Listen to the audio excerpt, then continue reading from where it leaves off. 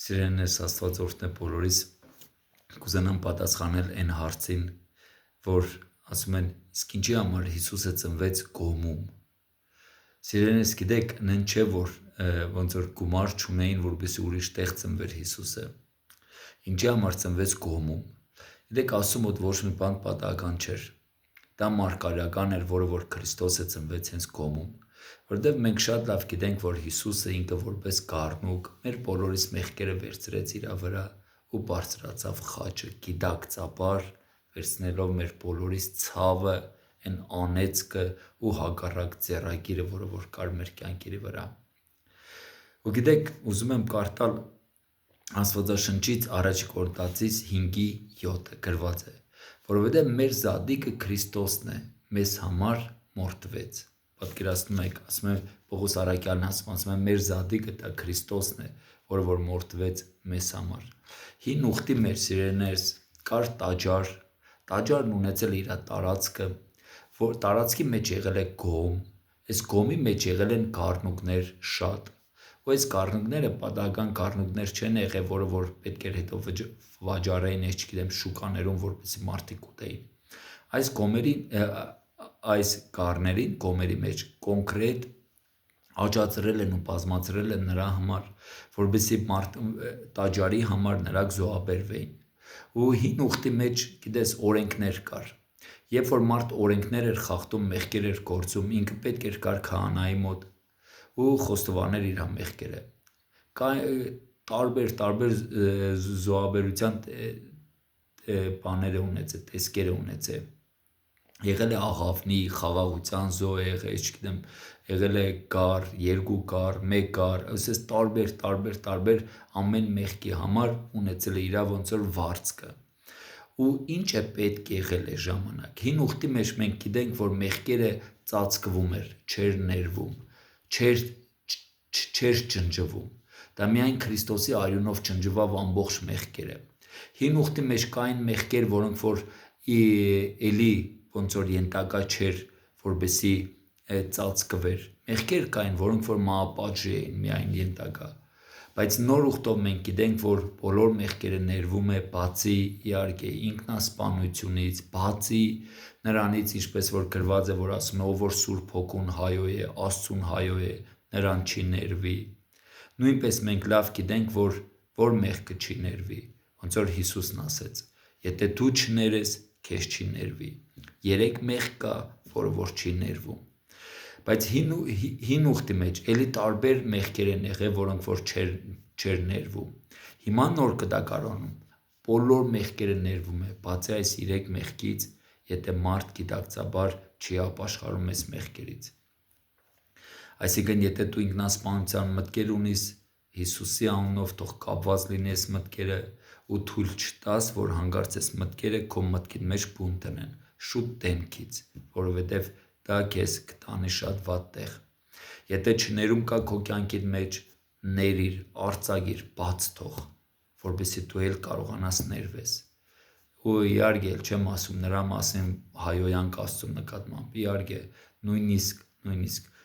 գիտեք, ես այսպես մի հատ բան ասեմ, այս մտքերը պատահական չի գալիս։ Ինքը հիմնական գալիս է այն ժամանակ, երբ որ մարդիկ դռներ կամ դարպասներ են բացում հոգևոր աշխարհի մեջ։ Հենց որ եթե կա դռներ բաց, ամբողջ դռները փակե, հոգևոր դարպասները փակե, որպես սատանան ոչ մի տեղից չկարողանա քեզ բացասական մտքեր բերի, եղբայր ջան կամ քույրիկ ջան։ Հիմա ինչի համար Հիսուսը ծնվեց Գոմում։ Գիտեք, շարունակեմ այս միտքս հին ուխտի հետ կապված։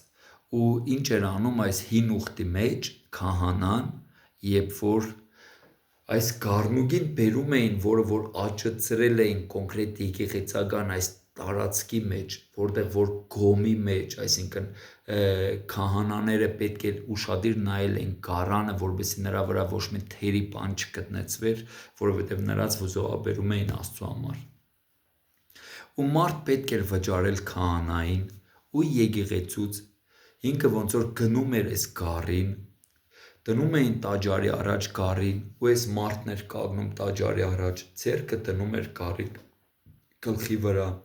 ու սկսում էր իր մեղքերը խոստովանել բարձրաձայն։ Ու այս ժամանակ քահանան, երբ որ մորթում էր այս գառին, ինքը պետք էր ուշադիր նայել այս գառին, թե ոնց է արյունը թափվում այս գառի վրայից ու ոնց է մորթվում այս գառը, ու ինքը պետք էր գիտակցել ու գնահատել,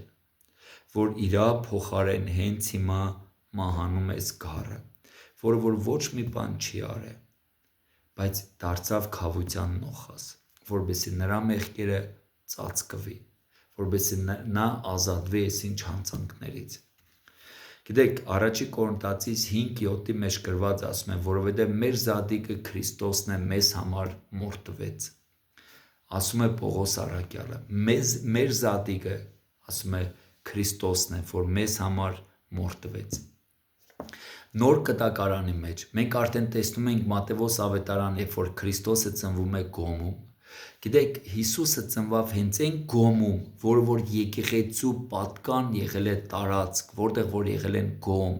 որտեղ որ ծնվել են գառներ, հատուկ եկեղեցական ծառայությունների համար։ Դա պատական չէր, որ ոչ մի տեղ չգտնվավ, որ Մարիամը ծննդաբերեց նրան գոմի մեջ։ Գիտեք, մենք լավ գիտենք, որ Քրիստոսը որպես գառնուկ, այս խորհրդապատկերը որպես գառի ծնվավ։ Դրա համար ինքը հենց այս տաճարի գոմի մեջ է ծնվել։ Պատկերացնում եք, որպես գառ ծնվավ, որպեսզի մեզ բոլորիս համար համաձայն Աստծո խոսքի 5:7 առաջի Կորինթացիս, որ մեզ համար նա մորթվի եւ դառնա մեր զատիկը։ Գիտեք, զատիկ, երբ որ հին ուխտի մեջ անում էին, պետք էր մորթել այս գառին ամեն ընտանիք, ու այս արյունը պետք է վերցնեին իրաց դրան դրետինգների վրա գցեին, որպեսզի խորհուրդ է տա լիներ, որ գառի արյունը այս տան վրա է։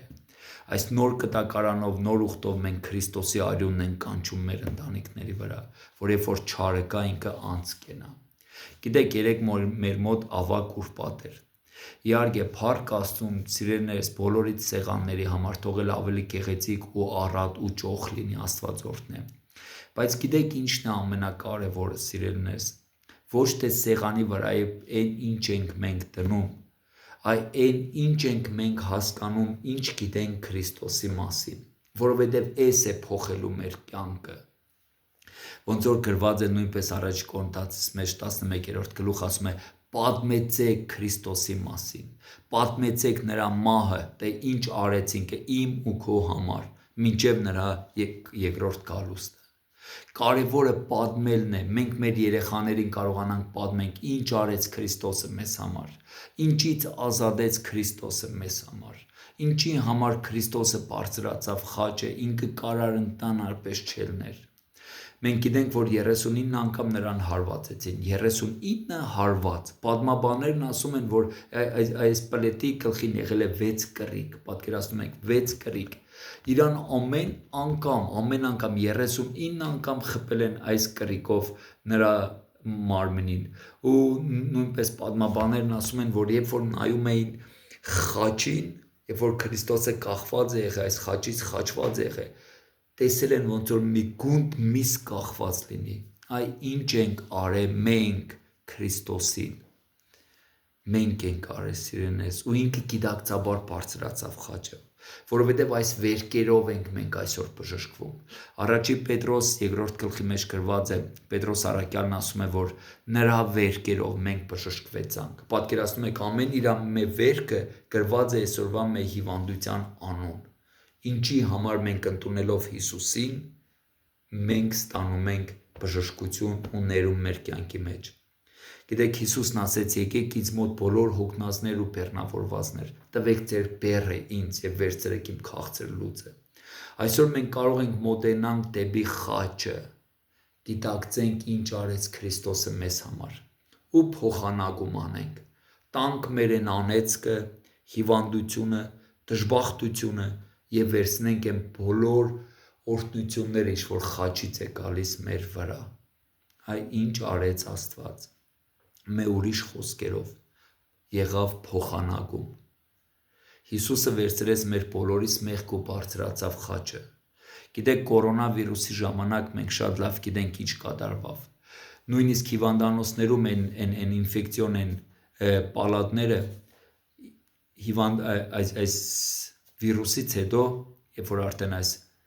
վերջացավ այս կորոնավիրուսը, նույնիսկ մատրասներից, այն անգողիներից բռնած ամեն բան այրեցին։ Պատկերացնում եք ինչ կա, այրեցին, որպես էլ չտարածվեր այս վիրուսը։ Նույնպես Աստված այսպես գրգեց այս ամբողջ մեղքը իր վրա ու բարձրացավ խաչը։ Պատկերացնում եք, խաչը բարձրացավ, վերցնելով այս մեր բոլորիս դժբախտությունը, հիվանդությունները, անեծքը դեպի վերև, դեպի խաչ։ Ու մենք գիտենք համաձայն Աստծո խոսքի, որ Քրիստոսը 3 օր իջավ դժոխք։ Գիտեք ինչ արեց։ Վերցրեց այս բոլոր այս վիրուսը ու իջեցրեց այն դժոխքը ու թողեց այնտեղ, որովհետեւ մենք այսօր ապրենք ազատ, խաղաղ, ուրախ, երջանիկ ու բժշկված։ Սիրելիներս, խնդրում եմ ձեզ, որպես ծնողներ, պատմեք ձեր երեխաներին ինչ արեց Քրիստոսը։ Դուք կարդացեք առաջինը Աստվածաշունչ ու երկրորդը դուք պատմեք ձեր երեխաներին ինչ արեց Աստված։ Կիրակի օրը լինելու է մեր մոտ զատիկ հարության օր։ Սիրելիներս, գնացեք եկեղեցի, լսեք ինչ արեց Աստված ձեզ համար, ձեր երեխաների համար, ձեր կերտաստանի, ձեր ընտանիքի համար, մեզ համար ինչ արեց Աստված։ Գնացեք եկեղեցի, կարդացեք ավետարանը, ճանաչեք Աստծո խոսքը, սիրելիներս։ Աստված օրհնե բոլորիս։